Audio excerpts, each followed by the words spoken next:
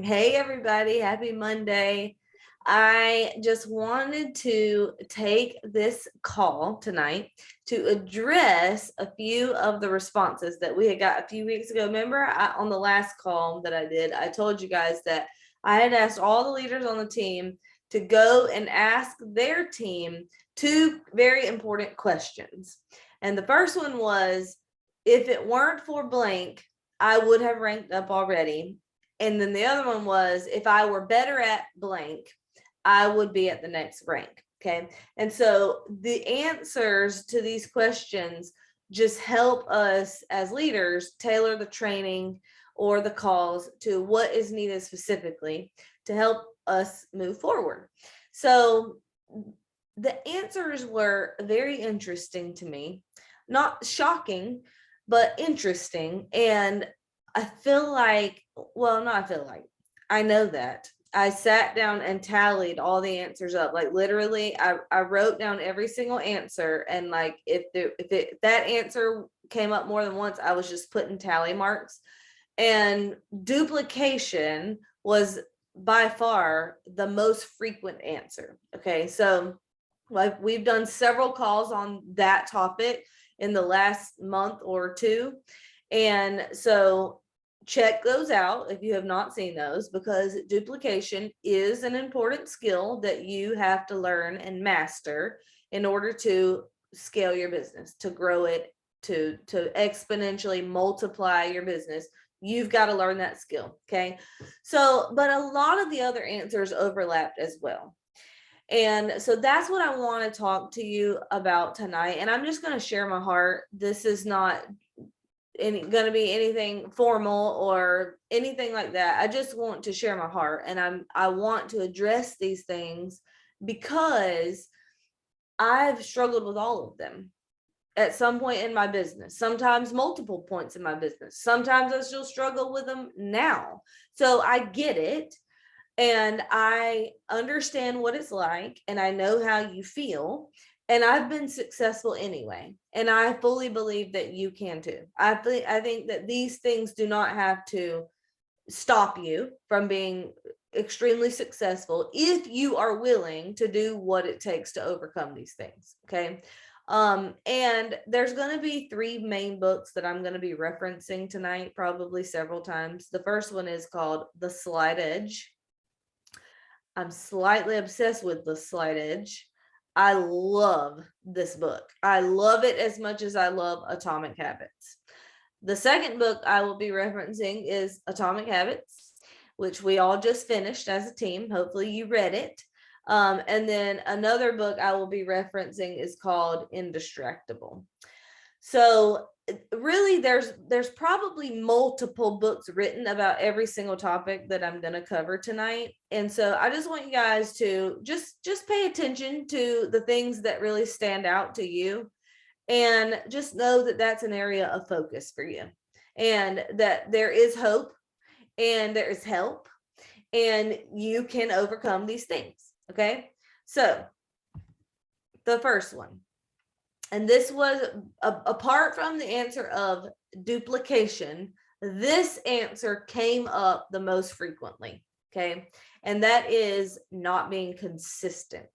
So this answer did not surprise me, because being consistent feels challenging. Life comes up, motivation is lost, I mean, et cetera, et cetera. There's a million reasons we can think of for not being consistent. And we're business owners, right? We don't clock in and clock out to a boss who's standing over our shoulder and making sure that we're doing what we're supposed to be doing. We are entrepreneurs, and we don't really have that accountability most of the time. And so self-motivation or doing our work it's really all up to us. Nobody is going to make sure that we are doing our work.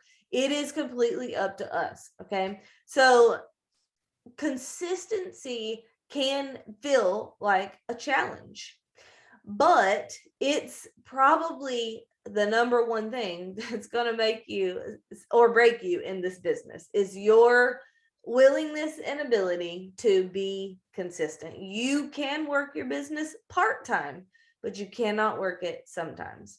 And you guys have probably heard that phrase over and over and over because it's really essential for you to know. So if you want to make several $1,000s a month in Plexus, you're going to have to be consistent in some key areas. If you want to add a 0 to that number, you're going to have to be consistent.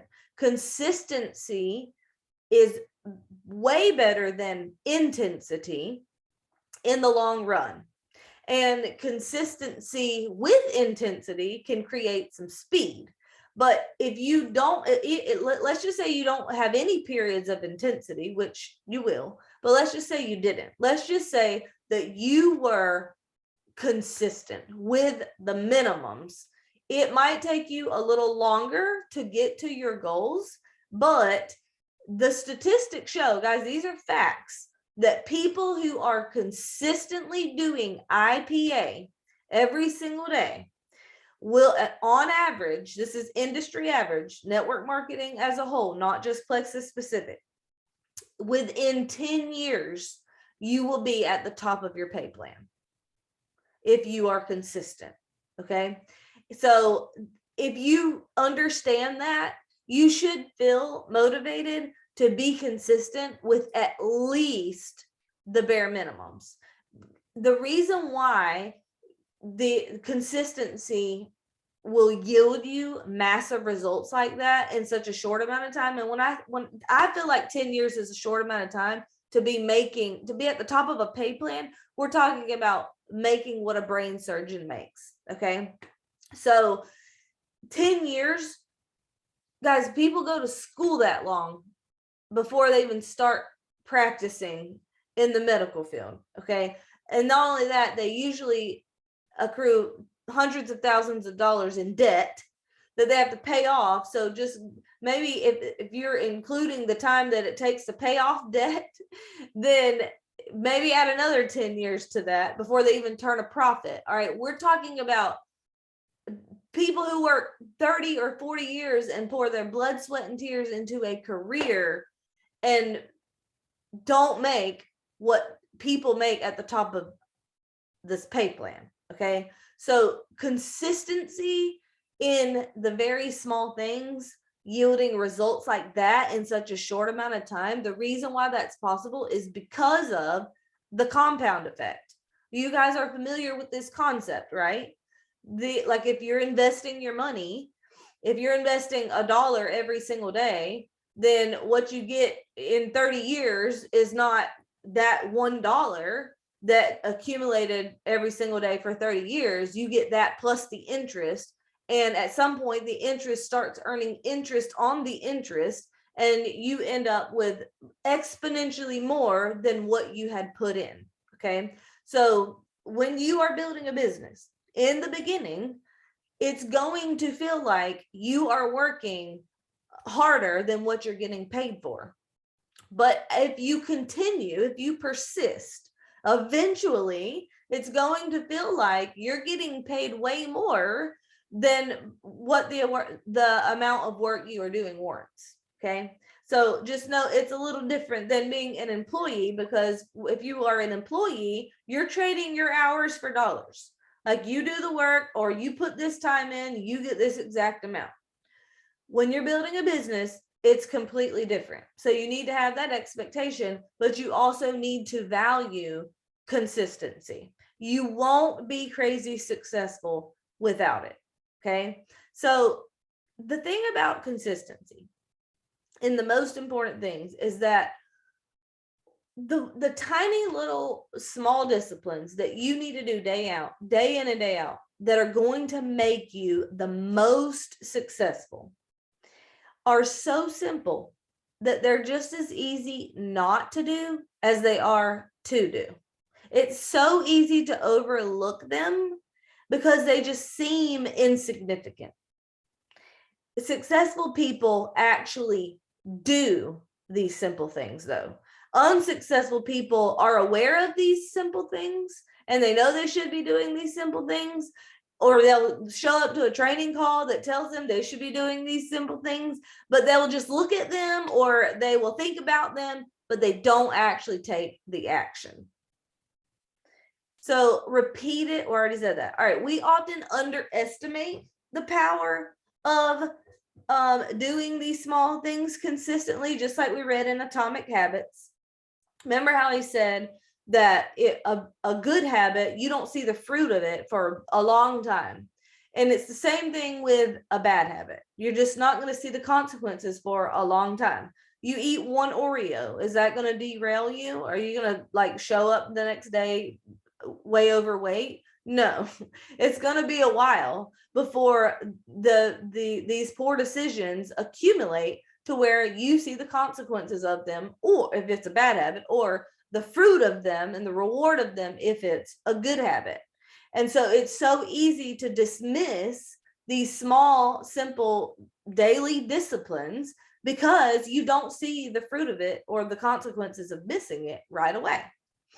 And some of you, here's an issue with other people, will hit a goal and you'll work, and you'll be so laser focused on your goal. Then you hit that goal, short-term goal, and then you stop doing the things that got you to that goal in the first place. So then you stay on this roller coaster where you will hit a goal and then you'll go backwards, and then you hit a goal and then you go backwards, and you hit a goal and then you go backwards. And it's almost, it's not starting over because you're making progress every time, but every time you stop doing what you were doing that made you successful and you have to start back, it feels emotionally and mentally, it feels like you're starting over because you let the momentum stop. You stopped doing the things that made you successful in the first place. If you were to continue to do the things that made you successful, your results would compound. Like you wouldn't just hit a goal and then go backwards. You would hit a goal and you'd keep it going, and then you would go to the next rank or the next goal even faster. But sometimes we just get slack, or maybe we allow ourselves excuses. Maybe we think, oh, I worked so hard, I need to take a breather. Or I've got out of balance because I was so intense during this season. So now I'm going to scale it back some. We fall into bad habits again, because again, we don't see the consequences of those things right away. Like our business, the income that we are creating, it is residual. So I find this to be true, especially in this business, because the income is residual. You don't see the effects of what you stopped doing right away. You're still going to get a paycheck. Now, eventually, if you stop doing these, if your business is not built to the point where you are content with it, then and you haven't built leaders who they can operate sufficiently with or without you, and their teams are running like well-oiled machines. If you are not at that level yet, and you stop doing what you were doing that made you successful, you're going to see a decline in your business. Okay. So the Bible calls consistency diligence. And I want to encourage you guys to go look up that word in the Bible. Use your Bible app or whatever, but go just do a keyword search and type in diligent or diligence or diligently. And especially pay attention to Proverbs. But the Bible has a lot to say about diligence. And that word, just the definition of it, it's just basically repeated effort, day in and day out, repeated effort. And here's a couple of verses just to get you started. A slack hand causes poverty, but the hand of the diligent makes rich. Proverbs 10:4. Which one of them you want? I know which one I want, and it ain't the poverty one. Okay, there's two options. Here's the other one. See a man diligent in his business, he will stand before kings. Proverbs 22:29. So just a couple of verses to get your wheels turning in that direction. But I think that it's important to note that God expects us to steward this thing well. If he's called you to do this, you have a responsibility to steward this well, and any other thing he's called you to do. Okay, so that requires diligence. The Bible calls it diligence. We call it consistency. They're synonyms, same thing. All right. So what keeps people from being consistent? Why does this feel like such a struggle sometimes? Well, I already said this, but underestimating the power of today. Successful people master the mundane. It's not magic or anything super challenging or crazy difficult that makes really successful people really successful. It really is not hard. It's just small, simple things that have a compound effect over time. These people are not special. They're not different. They're not extra smart. So it's just like they master the mundane. Like sometimes you can get bored doing the same things over and over. You do it anyway. So those are the things that add up to huge accomplishments over time. And I mentioned this too, but the results can be invisible both ways. At first, the little things, you don't see immediate gratification. You don't see the fruit of it right away. These little things that add up to massive success or massive failure, they're not immediate. All right. And this book, The Slight Edge, I have to read you guys this part. And I don't normally like to just sit here and read, but I can't eloquently re-deliver this. And so I'm just going to read it because you have to hear it. You have to hear it. Okay. So here's what he says. If you don't exercise today, will that kill you? No, of course not. You know what you need to do to stay healthy and feel fit and live a long life. Get your heart rate up a little over normal for 20 minutes, 3 times a week. You know it. I know it. Everyone knows it. And it's easy to do. But it's also easy not to do. And if you don't do it today or tomorrow or the next day, you're not going to suddenly drop dead. And you won't suddenly put on 20 pounds. And you won't suddenly lose all of your muscle tone. But that simple error in judgment compounded over time will ruin your health, but not immediately. And guys, while I'm reading this, I want you to think about this in terms of your business. Okay. There's so many parallels in fitness and building a business. They require the same things. Saying no to yourself, small daily disciplines, doing things you don't want to do, etc. Okay. It's the same with your health, your diet, your exercise, your financial habits, your knowledge, your relationships, your marriage, your spiritual health, with anything and everything. Here's a Slight Edge action guaranteed to change your life. Read just 10 pages of a good book, a book aimed at improving your life every day. If you read 10 pages of a good book today, will your life change? Probably not. If you don't read 10 pages of a good book today, will your life fall apart? Obviously not. I could tell you that if you would agree to read 10 pages of one of these good books every single day over time, you could not help but accumulate all the knowledge that you would ever need to be as successful as you could ever want to be. Like a penny over time, reading 10 pages a day would compound just like that and create inside you a $10 million bank of knowledge. If you kept this up for a year, you would have read 3,650 pages, the equivalent of 1 or 2 dozen books of life transforming material. Would your life have changed? Absolutely, no question. But here's the problem. Back here in the present, on day 1 of week 1, all of that, it's way in the future. When you make the right choice, you don't see the results, at least not today. And that's a problem in our push button, mouse click, 24-hour news world. We expect to see results and we expect to see them now. But that's not how success is built. Success is the progressive realization of a worthy ideal. Progressive means it's a process. It's not a destination. Success is a process, not a destination. It's something that you experience gradually over time.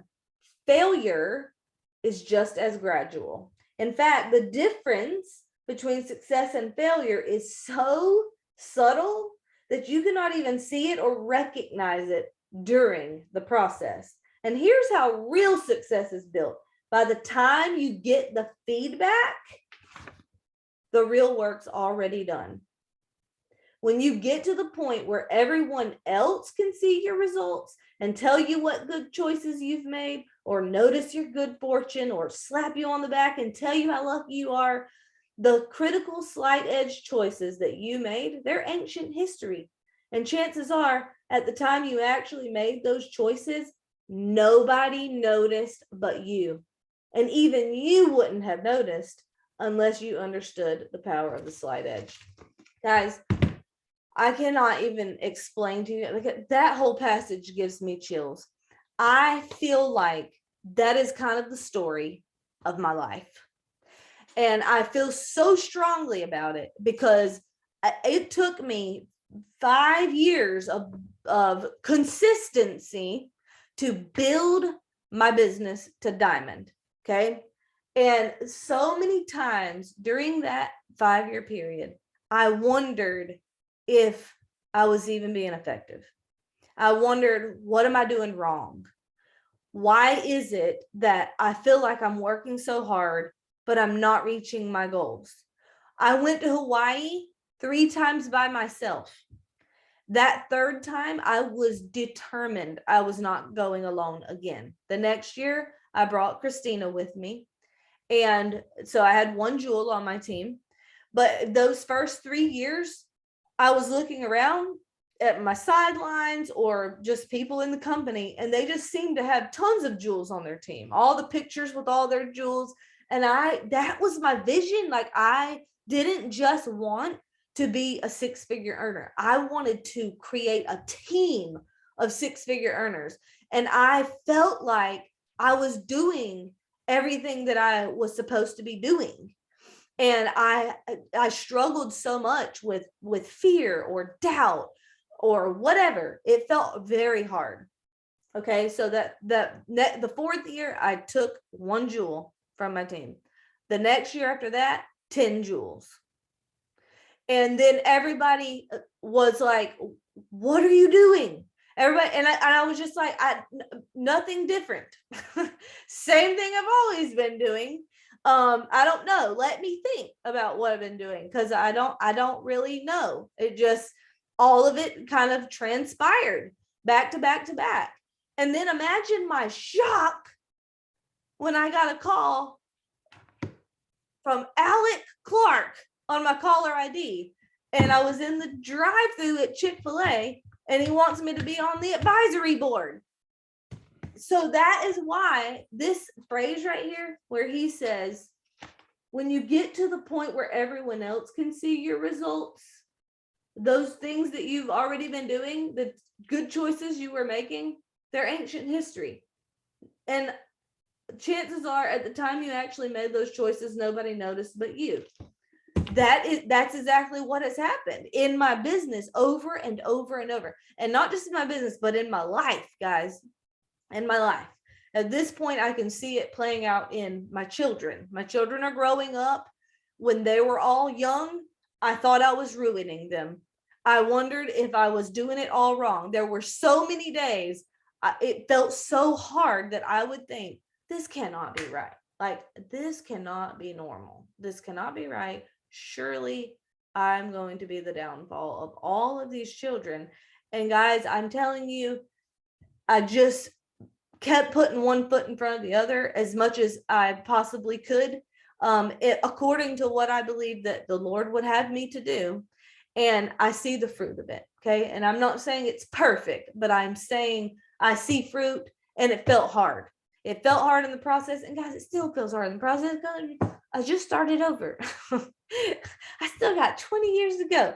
So anyways, I just sharing all of this with you guys because I want you to grasp the power of consistency. And I promise I'm not going to spend this long on my other points. This was the main point, consistency, because this was the big one. All right. But another reason why people don't continue to be consistent is because they just don't grasp the power of this concept. Like, they don't truly in their heart of hearts understand that it really can change everything. It really, truly can change everything. And so I want you guys to grasp that tonight. If you don't already understand and believe in the power of consistency, I want you to walk away from this call resolving yourself to be consistent in the most important things. Guys, I really think you can drill it down to less than 10 things in your business that if you were to do consistently every single day, you'd be at the top of the pay plan in just a matter of years. And guys, 10 years is an industry average. In Plexus, it is much faster. Okay. So what do you need to be consistent in? We have a 4 pillars sheet. You guys know that this business is the four pillars: recruiting, retention, duplication, leadership. Those are the 4 skills that you need to master and get really good at. And then the activities that you do for each of those 4 pillars, we have it all outlined for you on a sheet. Emily made it pretty. It's pink, colorful. And you can find it in our team page. But I'm pretty sure it's called 4 pillar sheet. If it's not, somebody please type in the chat what it's called. But it should be called 4 pillar sheet. But anyways, that and mindset. You need to be consistent in developing your mindset, because we all have these unintentional negative thoughts that we have to battle daily. And the key word here is battle. You have to be intentional about it. I still have to be intentional about it. I will for the rest of my life, and so will you. Because these negative unintentional thoughts pop up, and you really don't have any control over that, but you do have control over how you respond to these thoughts and what you do with those thoughts. But you have to be intentional about it, and input equals output. If you're finding yourself struggling with a lot of negative thoughts, you're going to have to do double time to battle those negative thoughts. And that means read a book that makes you feel like you can do it. You listen to a video that makes you feel like you can do it. Listen to a podcast. Like, you need to be adding value to yourself every single day. First of all, for your mindset, and secondly, just for leadership. You need to add value to yourself every day so that you always have something valuable to add to other people. Okay.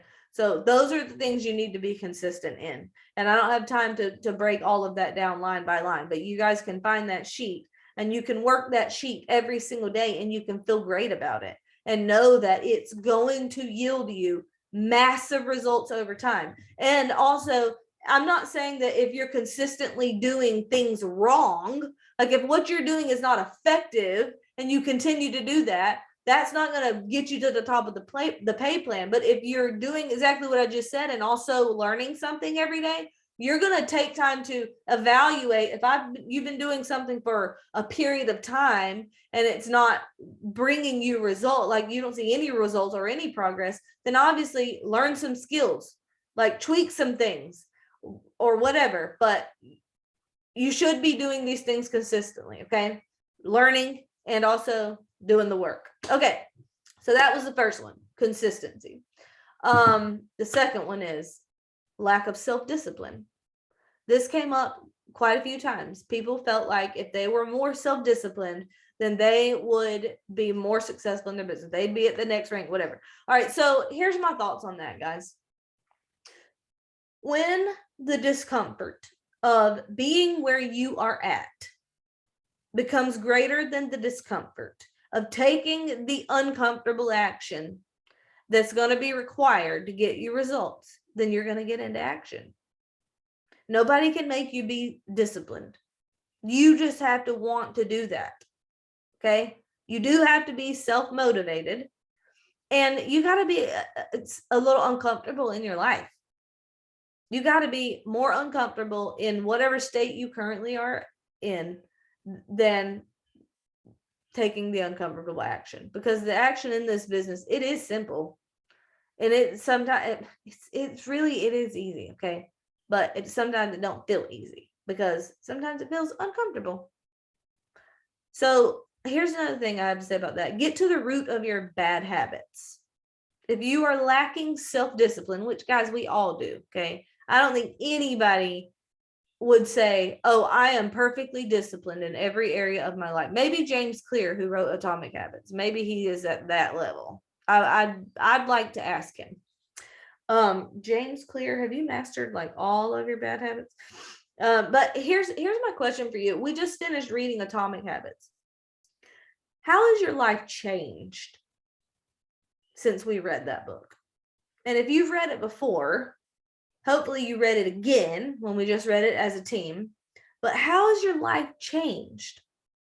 And if it hasn't changed, then I would say that is a major lack of self-discipline, because you haven't taken any action. My life has changed already as a result of that book. And it's not the first time I've read the book. But well, actually, I listened to it before. First time through it, I listened to it. So this time I actually read the hard copy, and my life has changed because of it. I hope that yours has too, but I want you guys to reflect on that. And the other thing I want to say about lack of self-discipline is you need to be very clear on what it is you want the most. What is it that what are your values in life? What is it that you want the most in life? Do you just value comfort the most? Like, are you addicted to comfort? Do you just want things to feel comfortable and easy? If you lack self-discipline, your life's going to be hard. So it's not actually easier to not do the hard thing, okay?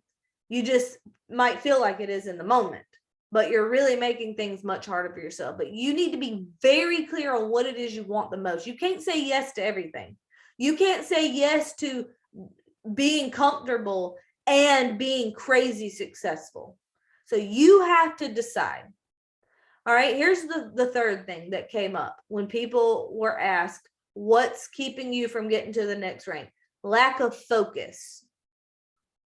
And this is also a common temptation, okay? This is something that we all struggle with as well. I don't think anybody's 100% focused. And I think also that focus can come like in spurts, but you want to be consistently focused.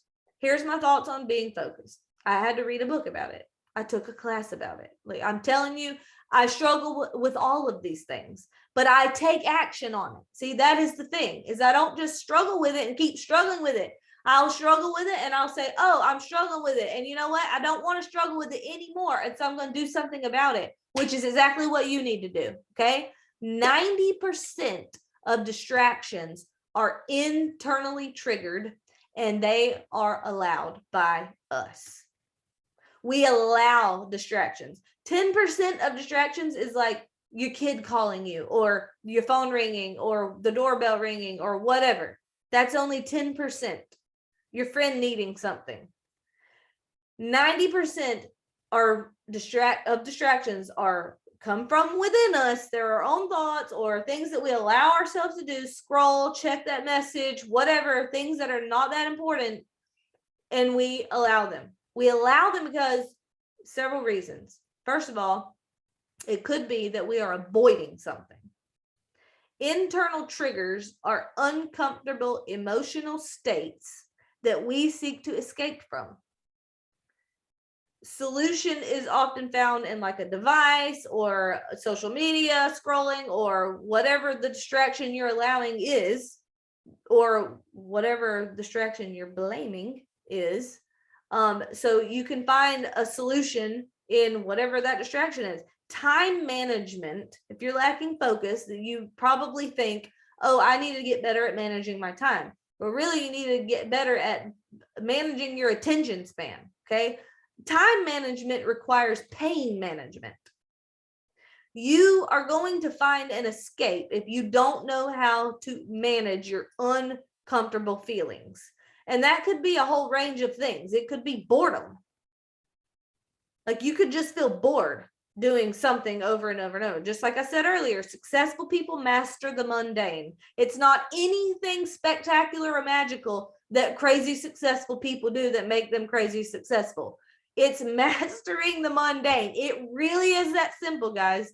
So time management requires pain management. When you feel uncomfortable, when you feel bored, when you feel lonely, whatever, or when you feel unsuccessful, when you feel like a failure, when you feel unequipped, when you feel like you don't know what to say to that team member, or you don't know how to respond to that objection, or you feel like, oh my gosh, I don't want to bug that person because I've already messaged them 8 times. Whatever your pain is or your discomfort that you're feeling, you have to learn to manage those feelings. Okay. So when you don't know how to manage those feelings, you're going to allow distractions, and then you're going to blame distractions that you're not doing your work.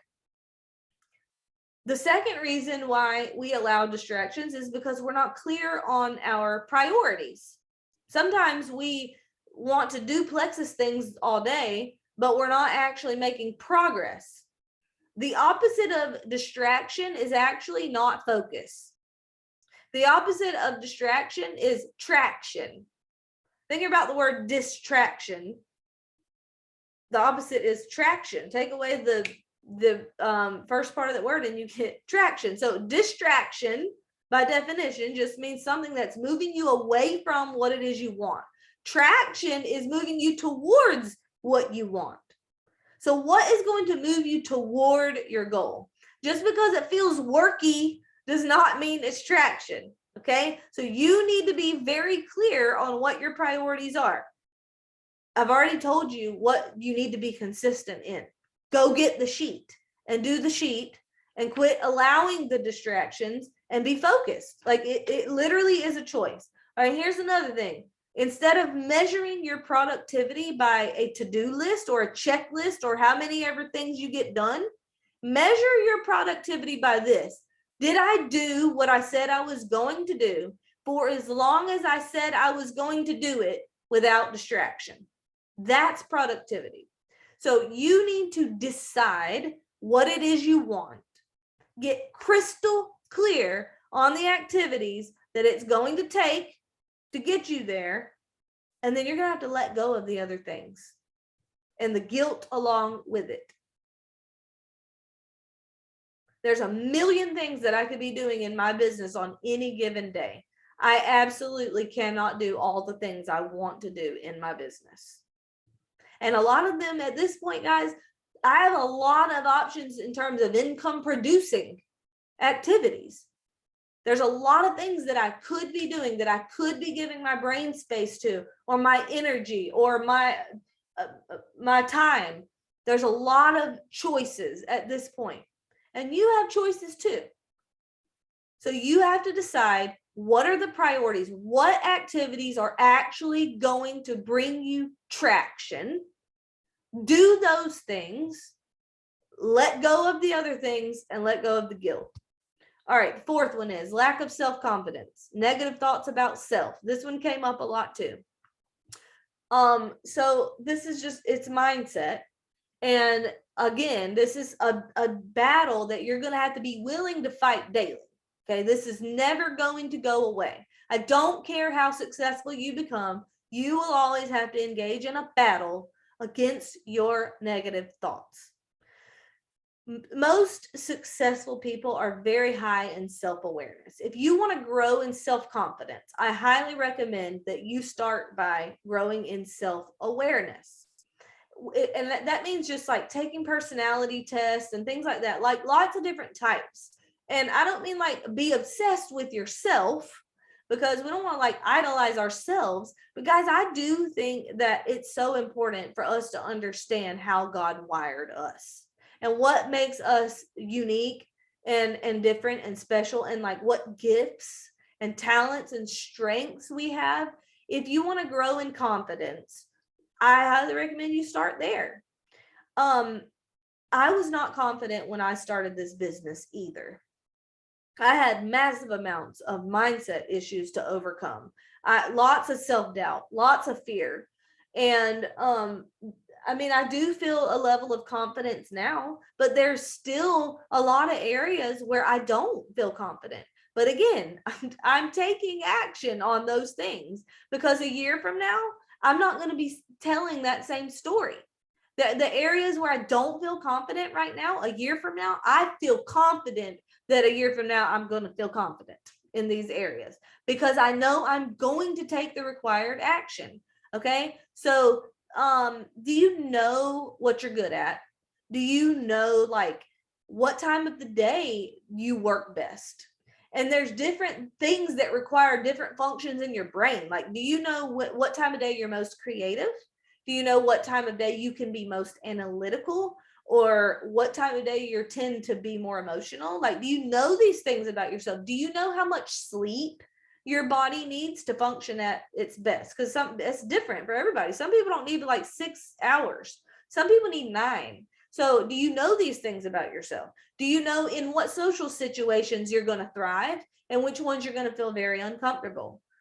I mean, these are things that you need to be aware of so that you can, for the most part, try to stay in your strength zone, and you'll thrive that way. You're going to be happiest, you're going to be most productive, and you're going to thrive if you are staying in your strength zone. But you can't do that if you don't know yourself.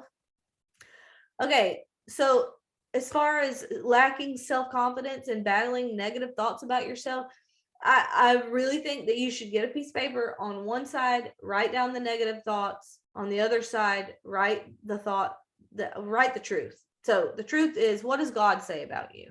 Do you know what God says about you? Do you really know that? You need to know that. If you don't know that, you need to figure that out, because that's the truth. And that is the bedrock that you can hold to. That's the foundation that you can build upon. Your thoughts that creep in, that's not anything that is going to help you or serve you or even be true. Like the negative thoughts can literally rob you of hundreds of thousands of dollars, guys, without you even being aware, if you are not taking the time to analyze your thoughts. Like when you sit down to do your IPA, what thoughts are coming up for you? You need to be aware of this. Write them down, and then beside it, write the truth. The truth is, what does God say about you? Here's another thing. What has God called you to do? We have a responsibility to steward well. Whatever God has called us to do it, and do it well. Do it with all your might. Do it diligently, and do it excellently. What do you need to do in order to do that thing well? Whatever God's called you to do, what do you need to do? What are the activities that you need to do in order to do it well? And if you feel like you're not doing it well, what action needs to be taken so that you can do it well? Is there something you need to learn? Is there something you need to change? Something you need to repent of? And here's the other question. How can you serve others well? If you want to grow in self-confidence, quit focusing so much on yourself. Focus on how you can serve others well. And there's a lot of different ways you can serve people, guys. And I don't mean like stacking chairs and stuff like that, or like, I mean, there's a lot of different gifts.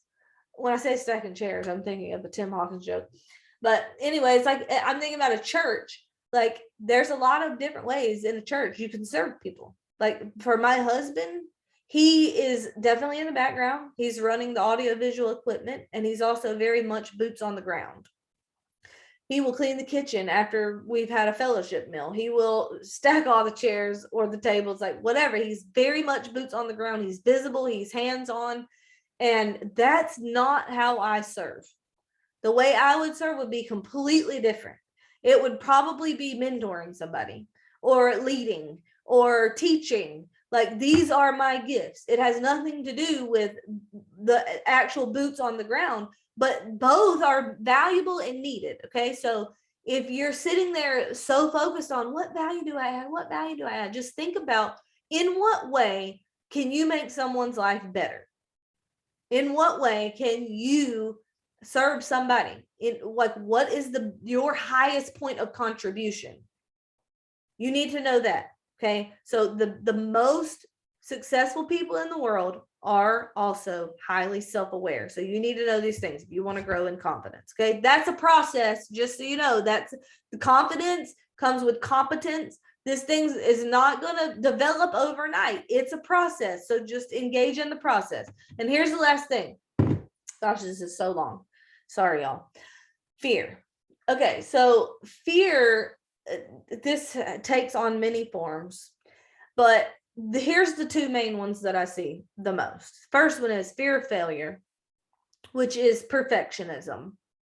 If you are scared that you are going to mess up or do it wrong or fail in some capacity, just let me put your mind at ease. You will. You're going to fail, okay? If you, as a matter of fact, the rate at which you fail is going to determine how quickly you are successful. If you want to double your success, then you double your rate of failure. So I have to read you one other little excerpt from The Slight Edge, which we've got to do this as a book study at some point, y'all. I love this book. Okay, here it is. The formula for success is quite simple. Double your rate of failure. These days, we aren't often taught that the key to success is double our rate of failure. On the contrary, we're taught to avoid failure like the plague. You probably heard the expression, failure is not an option. Oh, really? Well, here's a reality check. Failure had better be an option, because whether or not you consider it an option, it's going to happen. If you go through life with the philosophy that failure is not an option, then you're never going to have any good opportunities to learn. If Babe Ruth had lived by the philosophy that failure is not an option, then you and I would never have heard of him. Why? Because Babe Ruth not only set a world record for home runs, he also led the league in strikeouts. You want that successful person's results, but you don't see the amount of rejection or no's or failure that they had to go through in order to get those results. You need to be way more concerned about how many repetitions it's going to take you to reach your goal than you are about how much time it's going to take you. And we learned that from Atomic Habits. And guys, I'm just going to be honest with you. I have struggled majorly with perfectionism. So many times it keeps me from even posting something, because I would tell myself, well, this isn't right. Like, people are expecting this or that, or like I just had this narrative in my mind of what I thought was like excellent or whatever. And it would keep me from taking any action at all. And that's backwards progress. So perfectionism is going to halt you. And in order for you to be excellent at something, you have to be willing to be bad at it at first. In order to get excellent, it requires a lot of repetitions. And that chapter in Atomic Habits, where he gave the example about the photography class, where he divided the class into two groups. And one of them, he was like, okay, you guys are going to be graded on your quantity.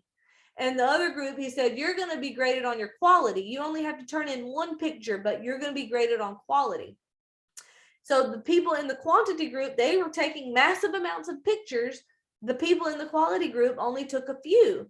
And the results were that the people in the quantity group came out with the most quality, because they were taking the most, they were the ones failing forward. You can't be so afraid of doing things wrong that you don't do the things. You're going to have to be willing to look stupid or embarrass yourself. Guys, I cannot even explain how many times I've embarrassed myself or that I have failed forward.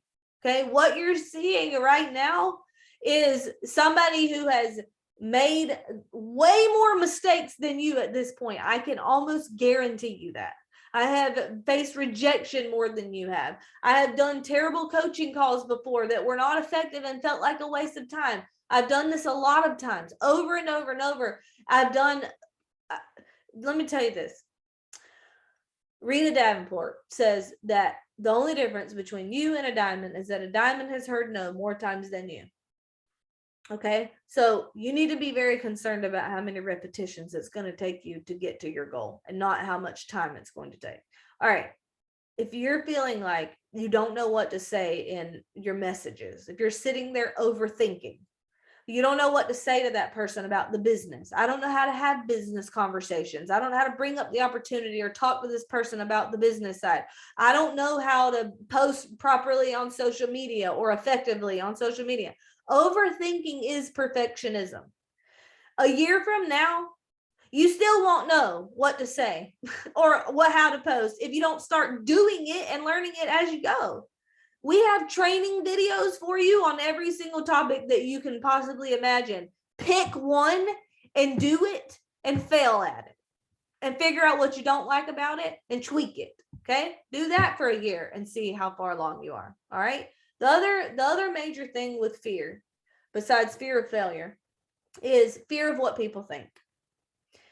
And y'all, like I said, there are entire books written on every single one of these topics I've covered tonight. But here's the bottom line. What does God say about what you're doing? That really is what should matter. It's there's fear of God, and then there's fear of man. And you need to know, what does God say about what you're doing? Here's another thing you need to know. You can be the juiciest, ripest peach in the world, and there's always going to be somebody who don't like peaches. And that's okay. They're not your people. People who are addicted to the opinions of other people, they're rarely really successful at anything. I mean, anything. I'm not talking about just business. Think about it. Think about how that would apply to parenting or marriage. How's that play out? Do you know anybody from history who cared way too much what people think? I mean, generally, if you make history, you don't care way too much. Like, think of what if Abraham Lincoln had cared way too much what people think? What if Martin Luther King Jr. had cared way too much what people think? The man risked everything. He was murdered, and now he has a holiday. Okay. I can think of one person in history who did care way too much what people thought, and that's Peter, when Jesus was arrested. And then, if you know the story, you know how he felt about it afterwards, and how he went on to be a great apostle, planted a lot of churches, made massive impact that we still see today, and then eventually went on to be crucified. Okay, so he overcame that, but he did struggle with that. So and it brought some results that he didn't feel great about. Okay, so here's what I think you need to do. Get very clear on the value of what you're offering, or the value of what you're doing here, and very clear on what God thinks about that. And then you've got to let go of other people's opinions about it. You need to be firm in your conviction. And you need to be more others focused. If you're so scared of what somebody's going to think, if you follow up for the 10th time, you need to, especially if you know that person needs what you have. Think about if your neighbor's house was burning down and you see that, but you know they're asleep and they don't hear their fire alarms going off. They're asleep. Are you going to be so concerned about what they think that you don't go let them know their house is on fire? Like, you're going to be beating on their door in the middle of the night. It could be 2 a.m. and you don't care if they think that you're crazy for beating on their door and screaming at 2 a.m. because you have a sense of urgency. You care more about them than you do about what they think of you. Okay. Do you understand the value of what you're offering people? Do you understand the value of our products? Do you understand the value of our opportunity? If you understand the value, then you will be more focused on that person's transformation than you will about what they think of you. Everything that you want in this life is on the other side of that fear. And we all have fear, okay? But successful people they just have courage alongside the fear. It's not that we don't feel fear. We have a lot of it. And I'm a type 6, especially I have fear. Like in every form. Okay. It's there. It's not a matter of if I have it. It's how much and what kind. So you just do it anyway. You do it scared. And you have a choice right now what you're going to change or what you're going to take control of in your life or in your business. So the question really is, will you? That is the question.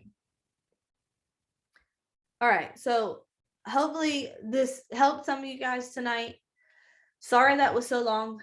I absolutely did not intend to go that long, but I did want to share my heart on those things, because when I read through that list, there was a lot of emotions that came up for me, because like I said, I know what it feels like. And I also know that it's overcomable. But my main thought was, man, I hope these people don't let this stop them. I hope these people don't let this little thing rob them of their future and the hope that they have in that, because it shouldn't. It's all figure outable. And you really can be successful at this. It's not anything magical or huge. So, all right, that's it. Good night, y'all. Bye.